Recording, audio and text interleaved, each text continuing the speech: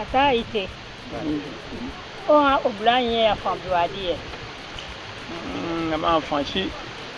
Me na fi o pe. O pẹ̀lú egba nai. Ike si ma le kutuku enyo. Na we hi opiye. O na te ni tumo na etu o. Sani duadie na pi. Afini duadie enya fi papa. Enimo nya no dupa yo. Na pa ko da na gbe ni mo bo ni mo. Kitu o pe fi o Bo ko ma na ko yo nya ni eje ko ni bo ke to na wo ale. Afini duadie wa yi. Duadie wa le chenkele yuwe shi.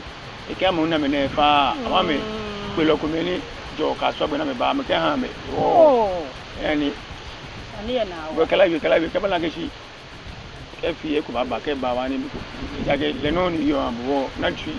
Le bi no ke ba yo an mo yin ale. No fa ba ja. Ni o yin.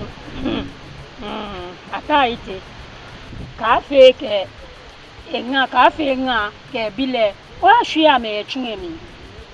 Boni we nye na me ya na ba na momo na pe yo enwo na hwe ma me ni wo ka we awotu emi ni wo la me eje me ka boy na ka yo tu kura men je nfi juma kan chibie ne nfi ya kan chibie no mi ya je ya lu ma di bi fe ma chechu ya tu mi ma sho ame hin tu mi tu na me him kokoko ben ke ba kan ton kele wo allo wo mo ni wo actually mo ma fami na me na ke milenche mi sando fami to ma fa duade ye shipon ma di be na tui engane taje ne bu no ko sheje me no kala wie bo ne ba kwa bo ke je nwen ke ba yi shipon okay se na mo ko boye fami ame hin tu mi o ka meja no ko nyemi egboti ke o ka meja no ko ame hin tu mi egboti mi na me fi o e tu mi mana me na si o bata mana me na ke ni gbe ke bibi akotu e anja mile mo na me ke fi o e fi amaka ashe ke mo ma ke bo she ye ma na mi amele ko jugba amenu ko yi ba ife ko ni ewo kwa me ni ewo ni ma fi wo na ba na ke si nke fi o se pin mo ko be se ye ma na mi ko fa me e fi ai na me yo ambanya me ya je wo isande mini sa je okay ye ja no kunuku ma lu ma di ma chechue wo kuma no ko kanje bi no mi ya je ka che kula asho me je fe ni ma lo wo mo ni kulu wo actually wona yese ye na me yo je mini yese wana me wona se na mo ko ya me onyami egbodi o mini ko ngele ja no ko o gbenu ene ti e mini ofi o ye tun emi kefe ka wo gbinu wa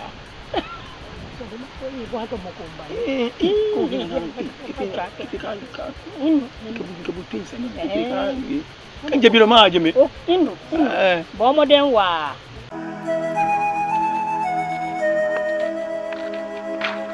Como? Ya moje nai ya therapy. Yele loko. Nka umanye salenye. Umanye salenye ni kenyeji. Mukwe kimi wo. Ni nto ko male wo. O mi to ma yitune. Ni nkele wo. O ya fi anye lo ni bi shi atwo. Bo shi ni wo ni ni. O mi yenye de ni nkele wo. No mo na ise fini nye yo mi ye. Ina no kunuko yenye. Nye tira nye bi e fulu na ni na. Nye fia nye ya yo ya nye lo ni bi ke shi atwo ni. Nkele wo. Nomba kenye. We Belma kemba ko ko bi ene. An nye nulo. Benye ni wie. Ni womba. E won fite be kula. Oh maya. No nkenye. Nye fia nye lo ni bi atwo mi. Ni nkele no nkenye.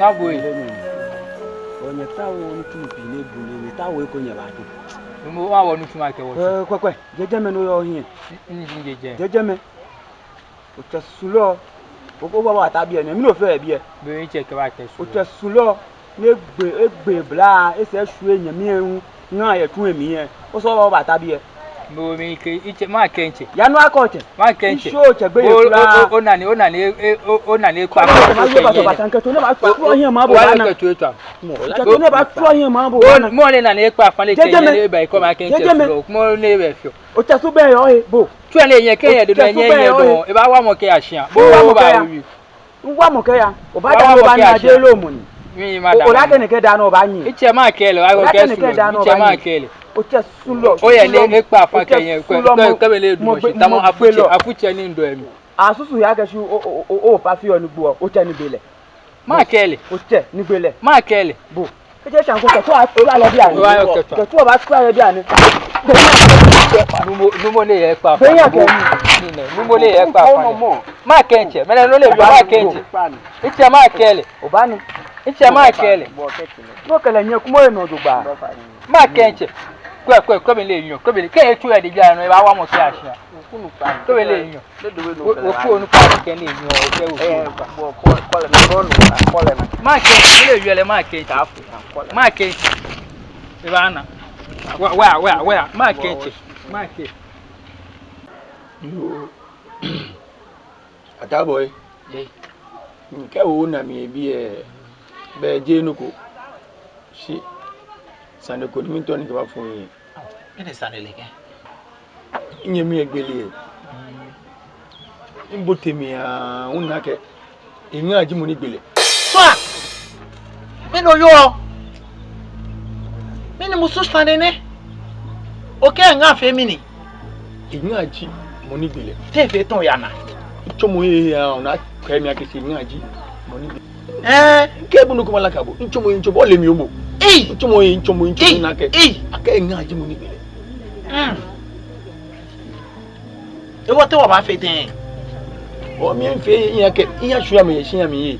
Yin asua me jini ke tun le wo. O da bi natui. No ma na ye se. Natui. Sande e no wu o sande e mi nko. Eye mi ake o ya na libia na ake le fi. Shimoko te shu amro no lo to ya chula kan ni chumo. Aba rewe moko.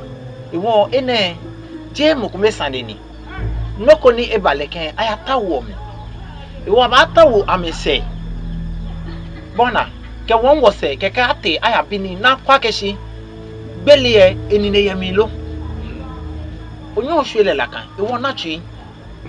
Tente akem. Ebi akem ba yo ba yo ye. Shi awon gbo nkwe.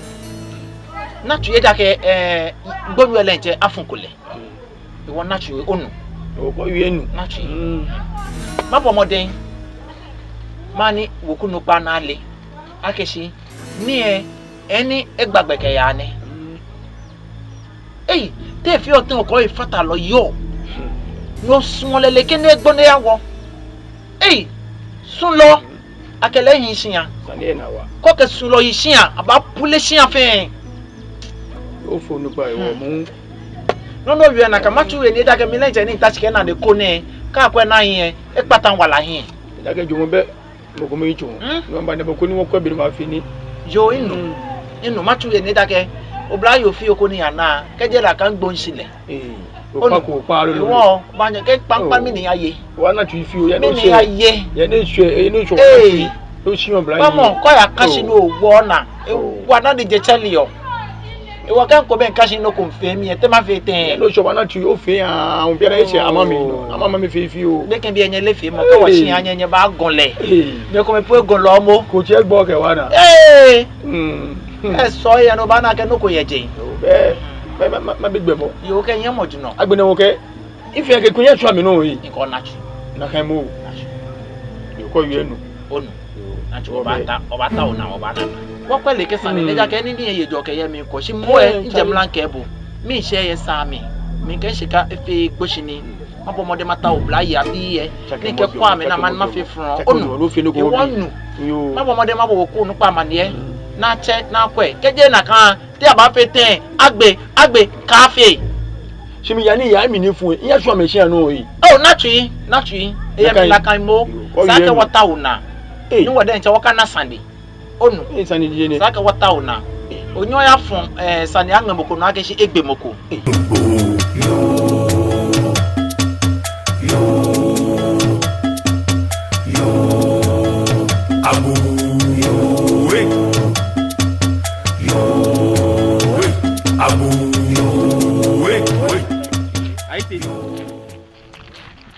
Beokwe minisani minisani efe ebo mininko Namone. aite olele le nyaminga adaku na egbo ni sene no ne Sadaku.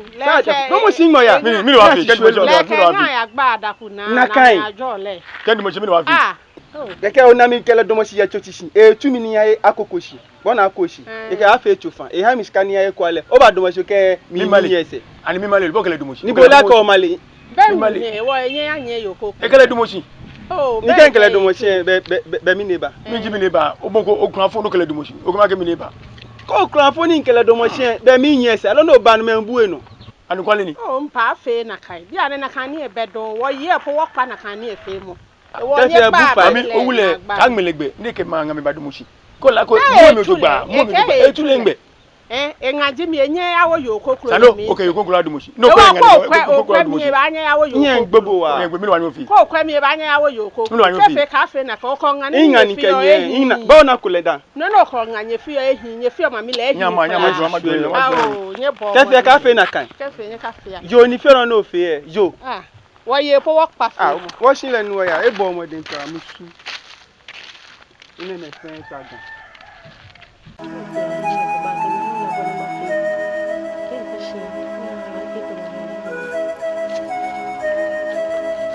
Hey, oh, afielele. Hey! Adaku, ne ho yo. Gbogbe wu bibi o e. Beta. Hey! Gbogbe ka fe bejo. Gbogbe le bejo. Ni tan siye. Ni tan si do ba gbe aye ti e. No jo ma, no ba, asobo yen to fakeba. Look what when be bio, Bogbele Bejo. What, and your man name. Now, guess you want ye. Shato more book, Jimo no Bele. You wear a tower, Niena, Akabo Bele. Yana Nini. How many years, Game? How many years? Never put a couple of years tomorrow. I train a siane. What does you for him about Budi? No, but you are Obunidi. Obunidi Okatashi. Obunidi Okatashi. Obela Obunidi Okatashi. I got a year. Niako. Brother, could you push him on? What I see in my name. What I see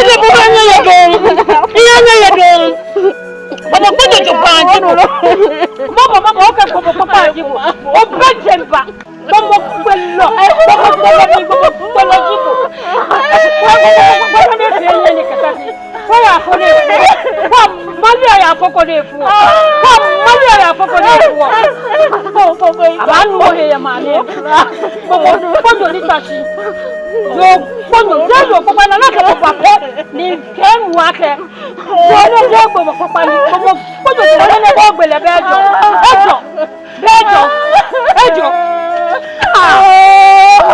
What do they get that?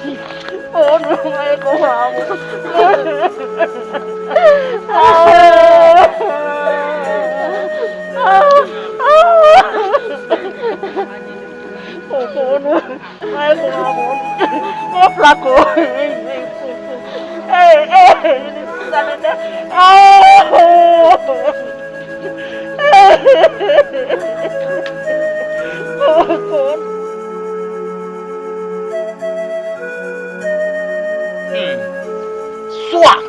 Sanini yano ihe jo ni ani fin yemi mi sani nke nyemi ayele ntasi de ya hu nana oyo akasun lo yin sian mi ne ba sulo musu afokpulo sulo mi ne ba oba oye cafe gbele ne gbo ne enga adaku leheko Me no you o. No ke boy. Oh, dabi. Ye. Ike hejo. Ye. No ba ke bu na. Na mo ba ke mi. Bo na kan Sunday. Ike ataka afi enyeminu ata ite dienche. Bo le akele ye kele ba. Oh, ye koko. Hani hejo. Ye. Bon wa de san ye gbeye leken. Ye. Anta ile. Ye. Saka No wa you ole wo mi koko. Na koke. Na noko ye je. Noko beje nku ka kasin e angasi na. No blayo ba yen fu enemu etiti mi. Ahun wo abotetu mi ne kotoshin.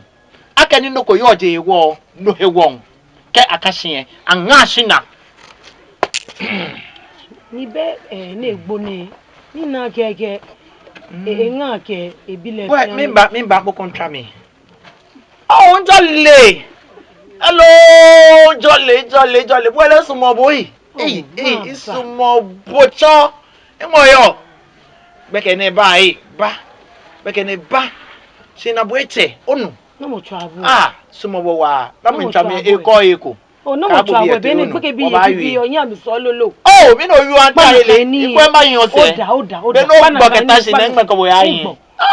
Gbeke bi ya. Lele ne na ta mi. Iko ba na. Nyamo kegete abutu. Abamobo. Oh, te enemy. Akebo ba ko. Me. Ika akebo ba ko to gbeke bi ya me han mo na san. Ante ile ma kebo. Ta mo nupa. Me ne ba gbeke bi. Iko to nupa.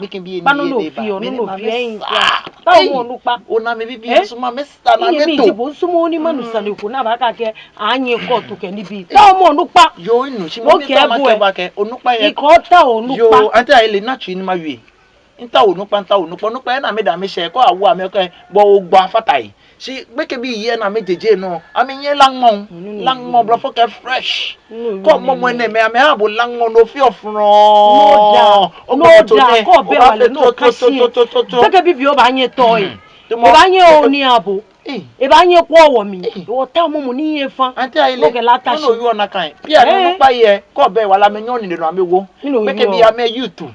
Bona ano sign ame ye wale ka katabo bi e ke I love you Tron na gbeke ko e o shi na ma shuele ante ile ko ma fobo fa oh mi no you o no ke boy no you mi we wo no ke boy ma shuele better na me just style ike ma shuele style no na to le sakisi ko na imo ogbojo ame ba gbojo bu a je mi sakisi ke te atole te Mampu fe yemi. Pano no you o.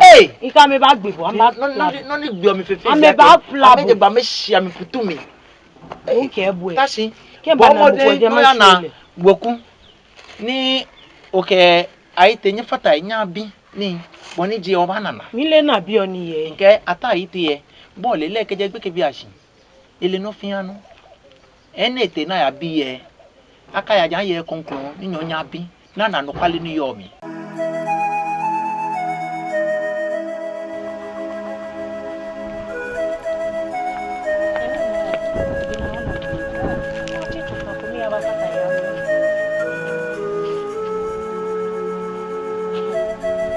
Mana wuye ko mana wu nya shi ko shi ane lolo ya shi ane lolo mami ni sani ba mini kanya ba biye ni kanya ka wa shi nya ma ne mi shi nya to ni bi nya shi ma ne mi ni nya ya o ya lo pa ko pa mo lolo ayo ma ne mi fe ba jobo aka jajibo Mami ne iko si ko ma ne mi elolo nini yonu le jo sakale lo kanye ma ne mi kabi bi adi mi na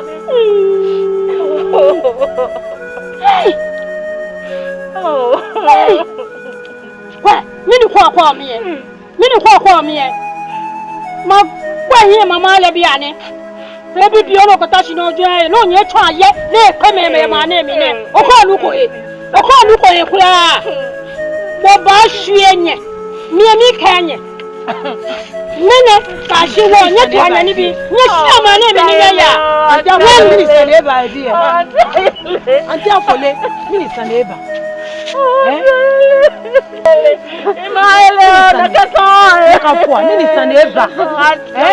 Awaje wo kole. Ma bobo jo ani. Nini sana eba? Bo so be kole ne ba e ma ni eba. Oli agbe ewu. Ole ika to ni agbe ewu lo legbele. Teje legbele te. Teje legbele te. Ika sumo na ka bo na kai.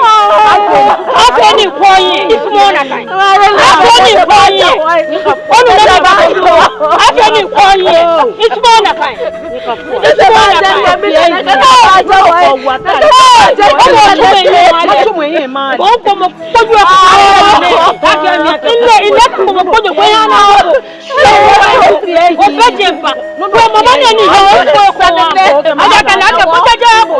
Ile ko ko pa je no ba lo. Ikojo jo pa anje ko. Aka mi aka. Ile ke na ko je pa yo. Ko ni he mo wa pa ite abu kana nye ke jo. Ada ke ba ya ma ni no ni fi. Ko ye fa wa ya ma ni mi. Hami mama, hami mama. Hami mama. Hami mama o bo mi. Hami mama. Ajay nebele bejo bejo mi ni rewo mi ni fi oyin fi ṣíṣe bàbá yọ o yọ do ike yọ de ya o sábà ati ayele de keso ni ka fo sani ṣe olumo ni mo ba ye an o mi ṣe anya yo ayele no yo yanyi ka fo a memo yi yo ma ayele se yan ngbo ti mo ni ba yi yan yanyi ka fo a me be so pa ke wu e na ka no ti no na Como? Ni bien lo nyako. Yeah. It's what Dabi so much. Yeah, Dabi. Yeah. Ni sheshe ni ya. Ni jole ni Dabi. Ni ka come. Ni jole ni ya. Dabi. Kenke wo. Mana ese. Nyewa. Dabi. Mana ese. Nyema wo. Dabi. Fa kamo. Kenke wo. Mana ese. Nkenya. Oh, Dabi. Iya fa kamo Dabi. Yeah.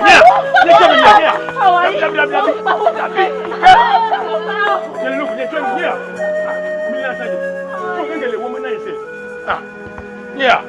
Can you live? You say about being going in Ivana.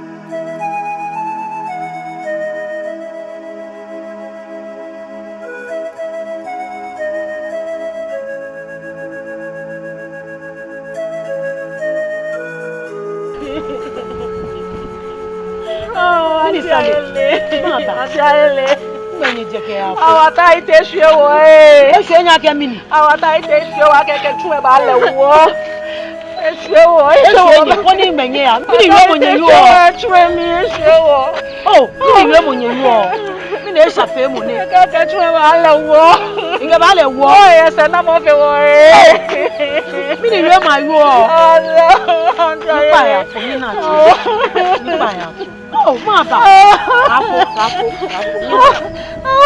Apo, yele saneko.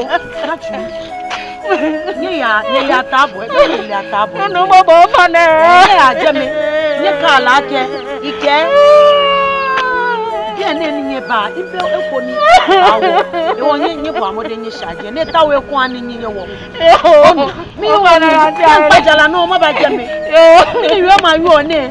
Mi o ni ke npajala ma ba je ma kwa ke ba na yo e na eku ya nyenye wo ni ba na yo ka fua o ni ba na yo ka fua mi ni we ma yo ai te ne be jo emo chongwa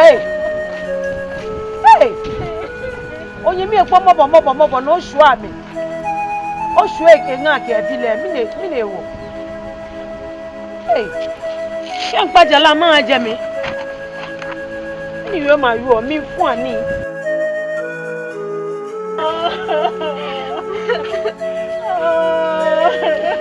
agora mi Amen. Oh, namo, mi me Sunday. mo ba wo Baba, mi le ke ja tun. Mi le ba. mo boy ata ite shwe wa tun Ata ite chwe nye ye chwe mi. Hey!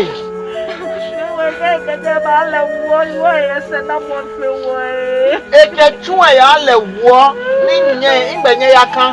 Tu ni gbe me ba wo mi yen. Eke chwe ya le wo yi.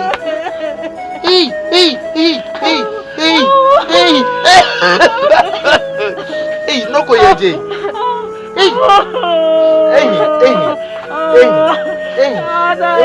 Ewo bi ane nigbe nye ba ya. Obe ko ya wa pa mo fa ni mo koko wa se. Hey! Ye ma fe mi ni. Je we na mo fa Bi ene. obe ko ya Awo. Nada ku chumo moye. Chumo moye. Nada ku chumo moye. Shipo. Nita ma kebo ye nyuma gbone ye. Ake. Tune mi ele. Je noko ni ma hebu awoche. Eja ke onna mi no mo leke ni intashine. Anu kwale sade. Layo ne ke petro ye. Ke tobo ya tune mi. Waka je tele le bode babala. Wo makpa bo fai. Bona makpa bo fai. Makpa bo fai wa ninye tawo ko nyawo. Ke je tele mi di eche. Ma tu ata ite. Eke la ya yui. no mo. Ani wa ka ba be je Pedro ke lata ne wa ka ba. Nadaku. Nachi.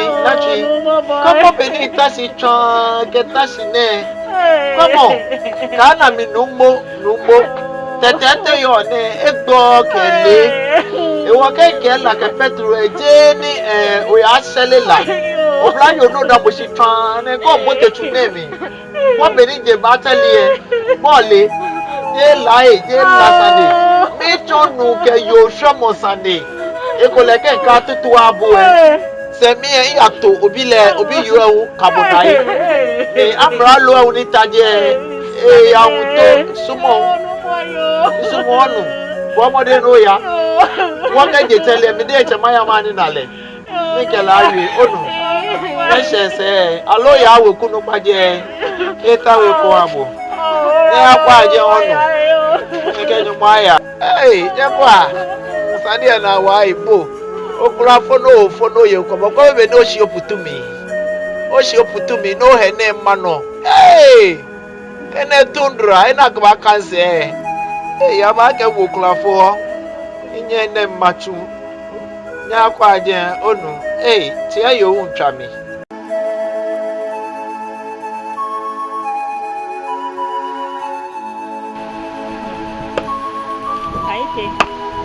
Emo ya lo cheno ninge tufa.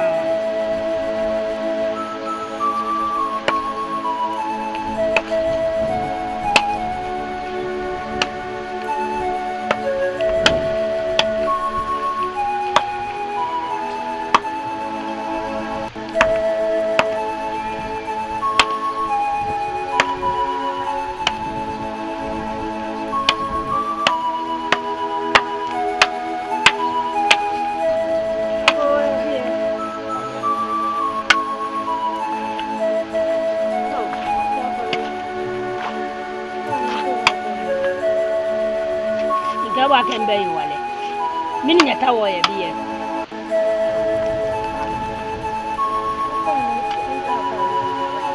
Tutu atai. Nya shia biye nya ya. Iwo ko nya shaka nya ka ba biye do. Atai te. Namo. Ye ko ni bo ncho ko yin baba kwa meni. Ku ko ti ya biye. Komo min ya tawo ya biye. Ya bango kamini. Fai kamini. Mini pe wa kwa mi. ya ni agwo ye mani make wo nkenga kembi wo hi woli aka wo hi woli aka wo nyika ba nyishebe nya nitas nya da Nani no wo ayu onya no na na bia nya ya. Wo mo fu kan ya so wo mo fu na me nyishebe nya. Nya bia nya ya. Nya bia nya. Wole mo ba chilo. Wole mo mi tia mo tue. Mi la sani. Wo le no chilo. No bro. Chama me kana me ba bia na me ya. Ko ba nya na gbe ne. Ke le nya na le ba ko bia ko. Ye ba na no ko afi nya. Ah. Nya. Minyo kwa nya ha wo ya jo wo ma na ni prada kan. Ah. Chiko mi la sani. Ka ba me da. Mi na me to wo ya bia. Ka mama pa wa me. Ka ba me. Kana me buti shane me do no mi wo boshi kana me buti shane. Wo kana me nga mi do hele. Mi no na me ba mi. Ona kana me nga hele no ni cho no don fio. Ah. Ba mi kam go o be mane me go to manso. Be ma na mi na fe tu mo ele no ni ya no.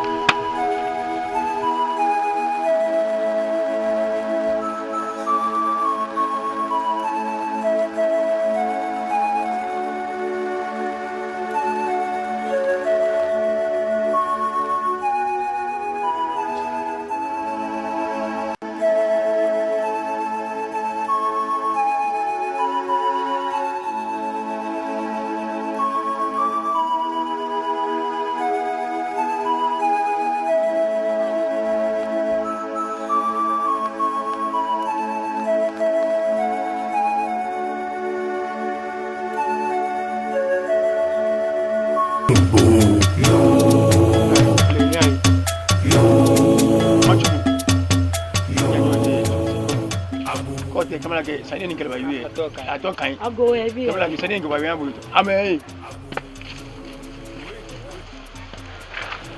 ya shebi ya wanye numo Come on. O ba na man. o ye bale mi fun Ogale mi ni mi. O ba na man. Come on. Pe mo de ni ke Mi to no aka to lu aswe na da ko ke bi e hia mi. ni na tui Mi na wo wona ni la ke tui. sia mi no ni Bo hia. ko si mi no Je ko pa gbonu ojibo. O ko nye mi no. Onupa gbonu ojibo. mi jo nupa mi O se ma nupa ye mi gbonu no. ojibo Onupa gbonu ojibo. se mo sure me ja ni na me yo Mi je no aswe na da ko ke bi e hia. No you again na kan nupa gboyo jibo oko ko Ewu no mi ye yo. e mi no mi jo nupa mi jo nupa ko si mi jo nupa nupa gboyo jibo. Bo je mi no. Ye se nyonye no. Je popo no.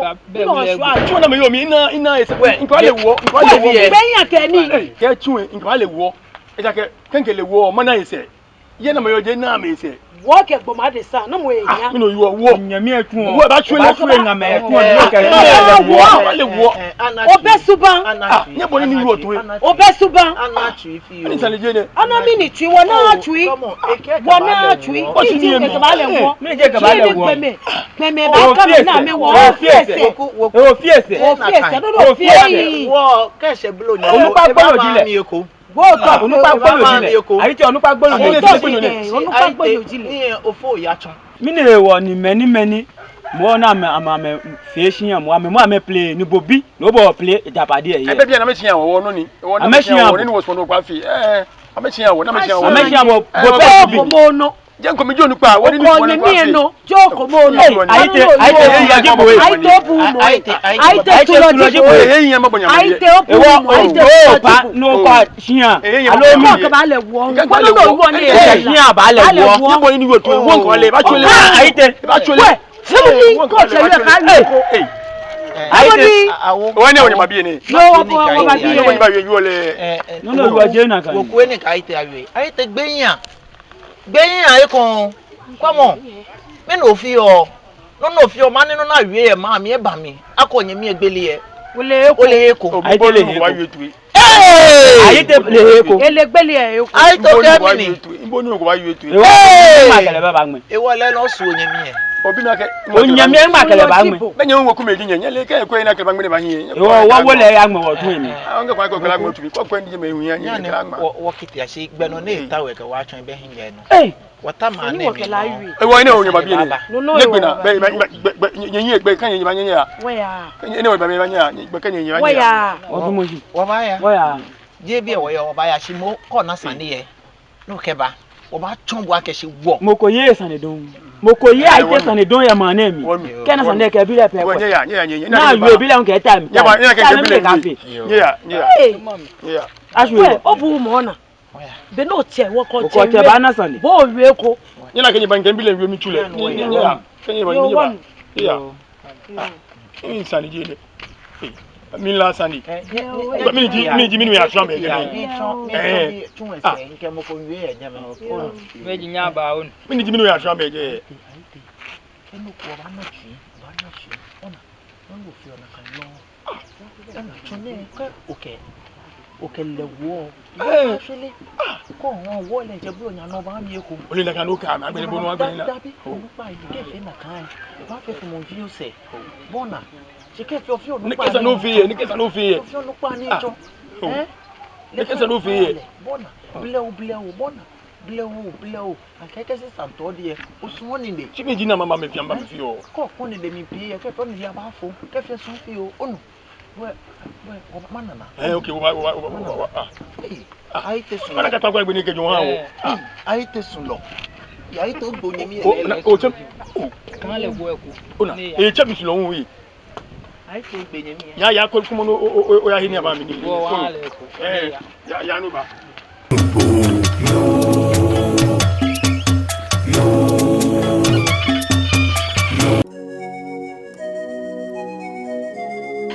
Oh, mami. Ni ya chofe ba bo be ne fi oba ni ma chofe han bo ni. Ibi. Ma. Oh. Ko mo no ju gba ya ma he onu. O fine. Ko Ma ya chofe ba bo. Onu. Mo fine. De ama chofe ba ya chofe ba. Ma chofe ma ba bi ane no.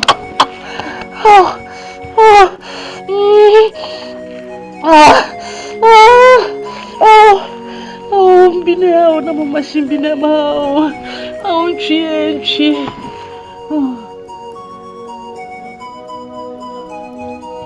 Ikachofe ba. Ima.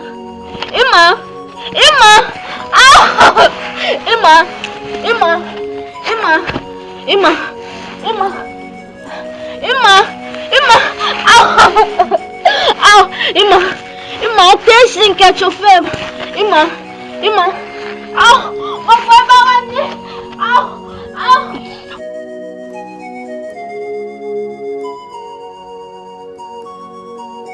Na futo onyo ji.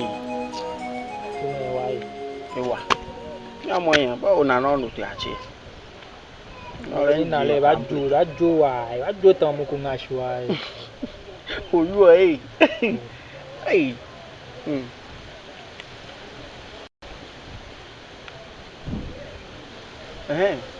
Sana ko ba na ni tam ka ka wasusu wa.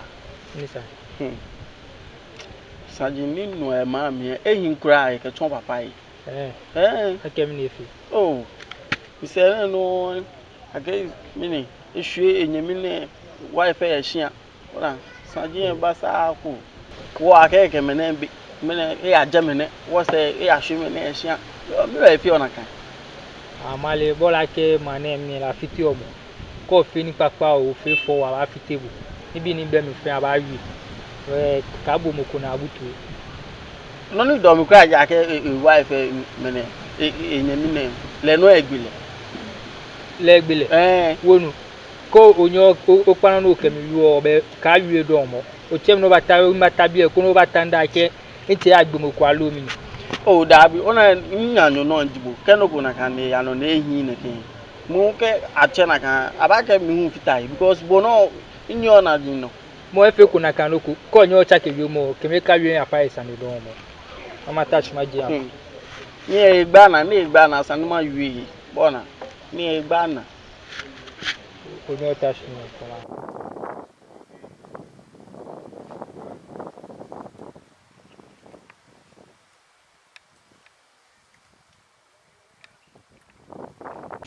Biana le na boetse.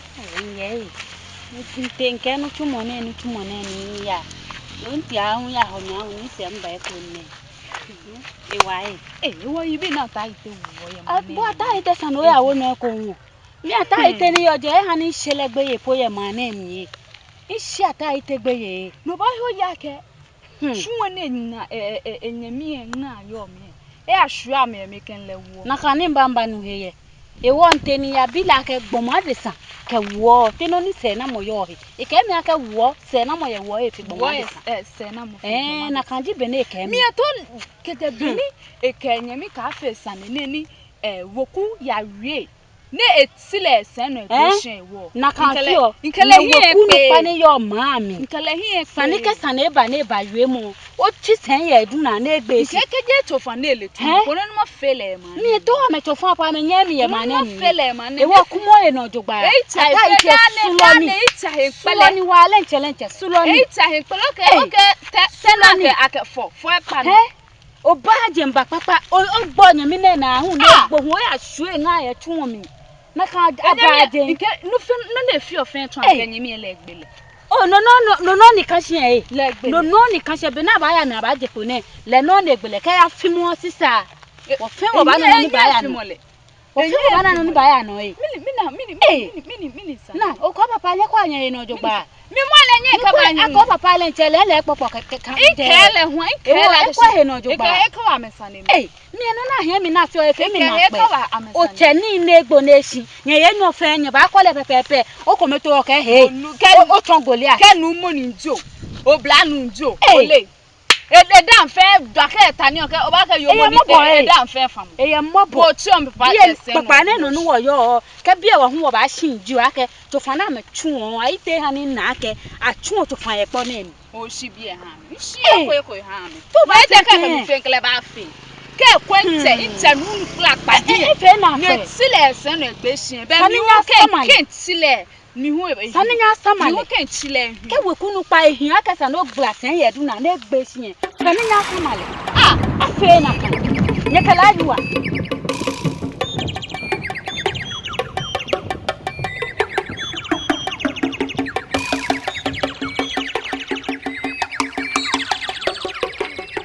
na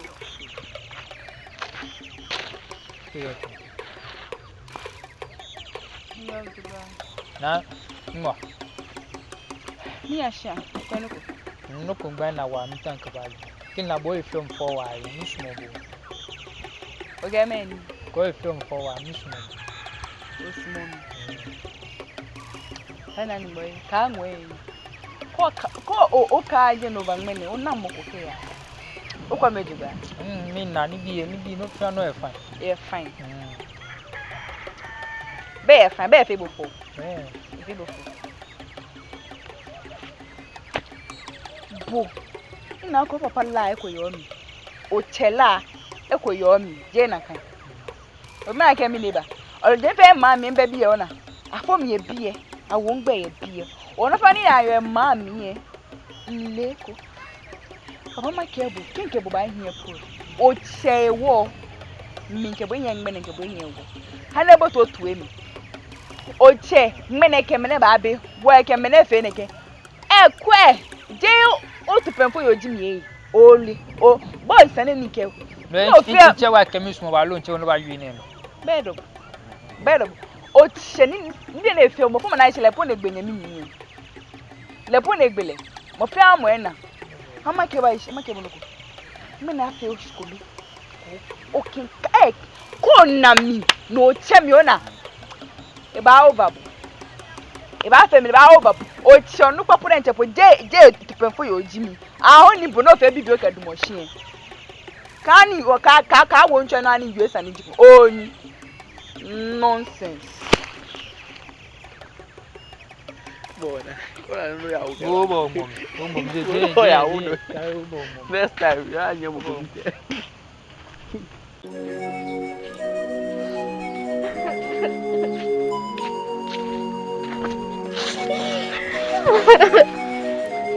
Ai, mami. Baba gbo si mi o ya nekem.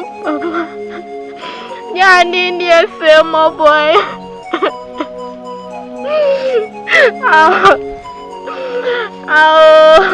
Ya si mi mo bo neke. Ai, mami ke papa. no more back with me.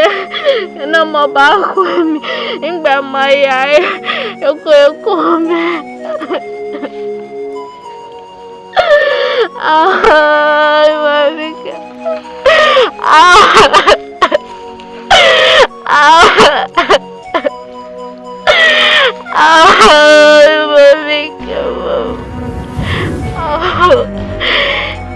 Nyashimi no more baby ami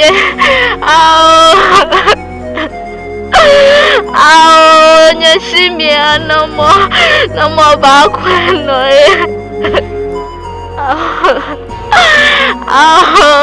no more baby ami mami ke papa no more baby ami no more baby ami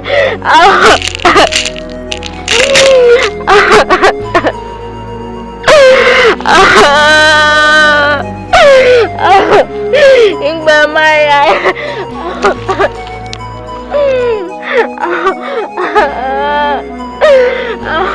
no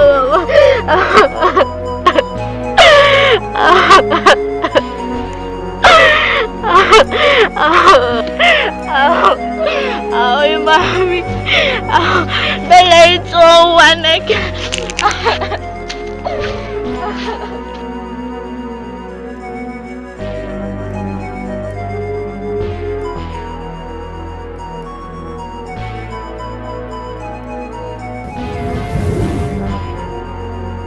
Beka bi na me ba be ne bi na me hahye ba me hahye.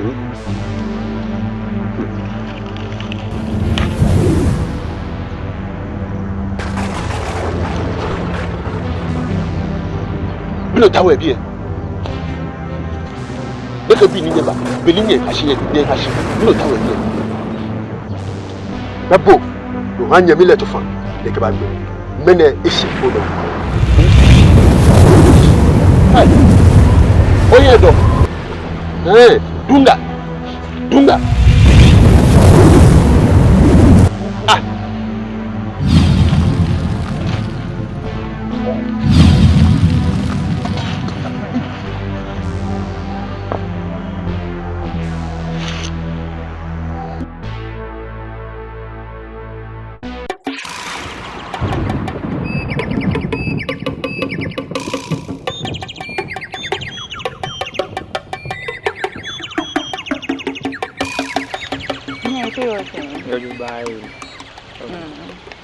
Nka make bulu kuri. Ana sanin ke fa kamiyo he. Ye mena nke inshishi wo mtamma. Okay mini. O nke inshishi la. Emele ngme akan wo. Maba. Oyo ya konushi. Inshishi inyi go shishi kwa mama ta chonse na kan. Nele konushi ama shona ama. Boli muko betwe wa. Mini ya fe bongo kan gbono dibo bi antena ke mi atwen. Konushi. Boy shon pa na sho. Venga bangai moin meme. O pai wai. Bo ba sho. Darling.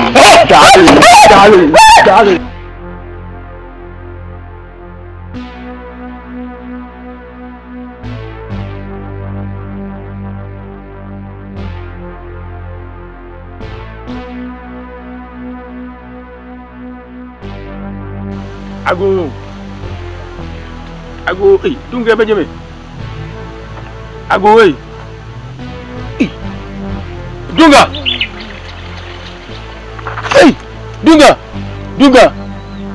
Dunga. Hey!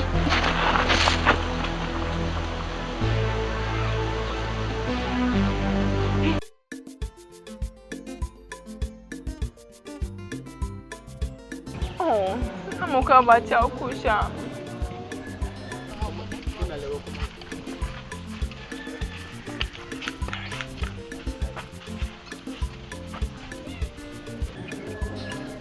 Oh, ni. Go. Oh, ya ke butaje. Maba. Oh, nto muko tell Kusha. Yo, wa mama ko.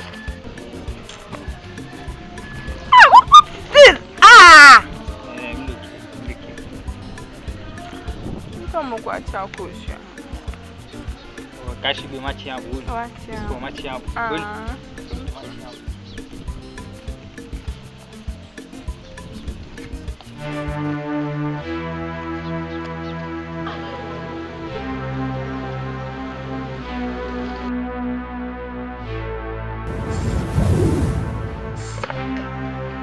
Be oyati akoshi aha yowe no ni yo me peji ake oba sumo ni oyishi ni matwabopa alo oba pokeje we ni oba gbeshi ni ogme o wala elo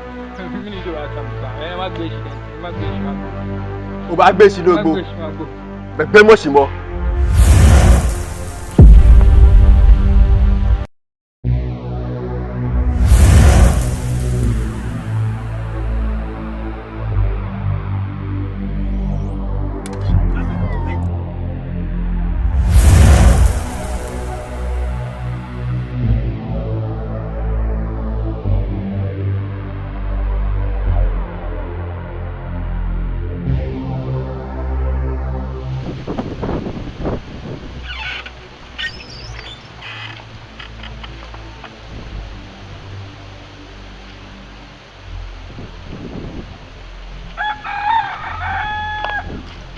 Enojo. Mini no tree for again. Mini saneba. Me sane. Da no fedin. Mo wie bibi yo na abu. Be kwe ko kan shi denche. Ni no mi wo ko denche. Mi na ke o wie ko hele shi ko bo. Mini sane. Me sane ko e ba ke mo mi. Okamokoya na beko ya mami. Yemo. Una sane kono kemi. Oh, inu chomi peke boyo shia ko bile yemo. Kanu ko ya ni mafe. Ko ni mafe maabo. Onu hunu ncho. Yemo. Oh. Ni sane ne. Yemo no ni gbo na nu ncho. So boy. Afi ken kashi nyemi e puson e dio ke chonmi. Ngani fi basa. Hey. Ni sano yo ne e dio e ko chombo. La kan ko bu. Yela mo mi alo na le fili kadochi. E dio e ko chonmi kenbe kelewi ni nale. Hey. No me ni sanide.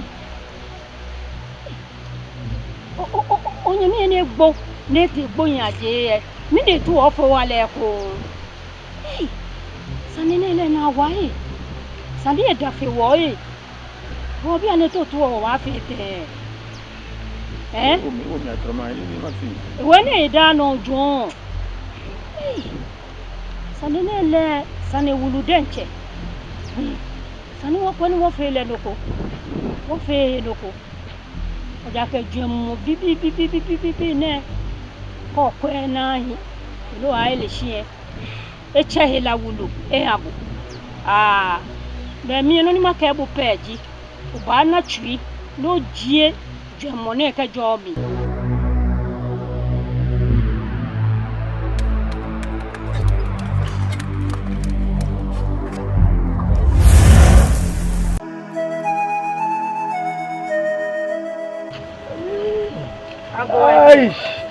Ai. Ago na ta ite mi fi obo. Mo baby. Ata ite. Ai, shish. Mi fi obo. Hey. Ata ite. Ai. Mi fi obo. Wo je fe. Mene ata ite oko eba. Wo je fe. O ja fe wo mi fi obo. Ata ite ya funfun ye. E no npo. Hey. Ba fufu ine ke ni wole. Mene la kura yo. Ata ite. Mebe ne no be wale. Ata ite. Ata ite mi fi obo. Te mami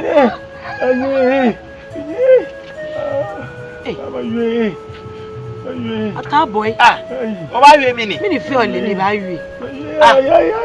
Oba we mi ni. Ana we mo. We mo. Hey. Mi ni je oba we mi na eba. Oba we mi ni. We mo. Wọ́n bobo to e. Me ne shikpon, no kon gbo lobo ya shikpon. Me shikpon. Chachu yin bi e. Ene je chachu sande ke ba we wan na we. Shikpon. O tata shia wo ike. Yemi e. O yemi e. Kemi principal ni. Ite. Awon du gaje. Yemi chofa. Ata ite asomo abogbo onye mi e ni ka check gboku mi ti fe na ru mi pona ata ite obo ọmọdé gra ona ke te no fo twa gbogbo echo oyin ni o ata ite obesuban gbogbo onye mi no ka mo onye mi ngan no akele egbe ewu e o ata ite obesuban kokoko wekunu pa le mo je le yo fe bonu inu o mi ni wo fe o e ni agbe mi je mo na fe be mi we je mo na fe mi we aka se nyami na gbele ne ata itele heko ele heko ni ja se unke ele heko ni ja se bi ana yin gba mi ne bo na ata ite ata ite owo mi kon dun leken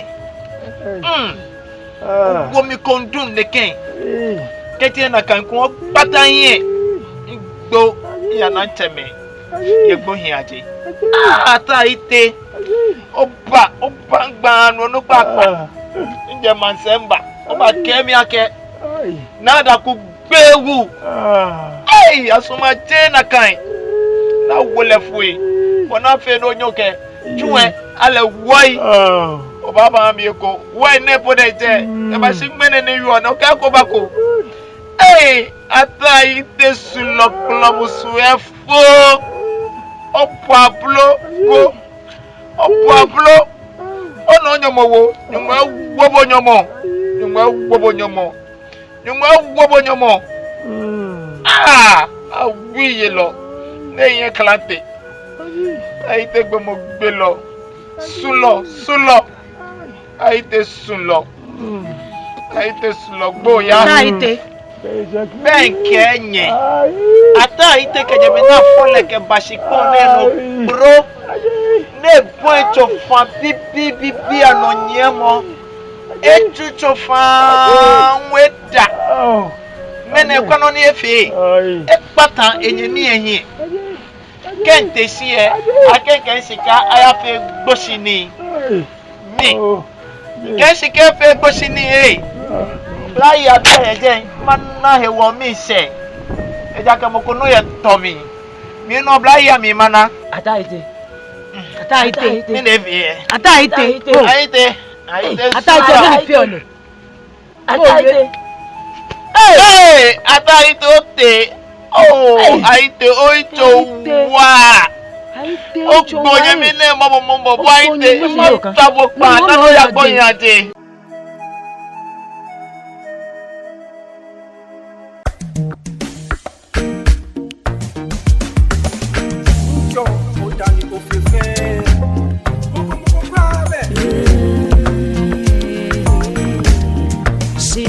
Yowa yedale sane yeli wo Shida mabu yedale sane yeli wo Shida yowa yedale sane yeli wo Shida mabu yedale sane yeli wo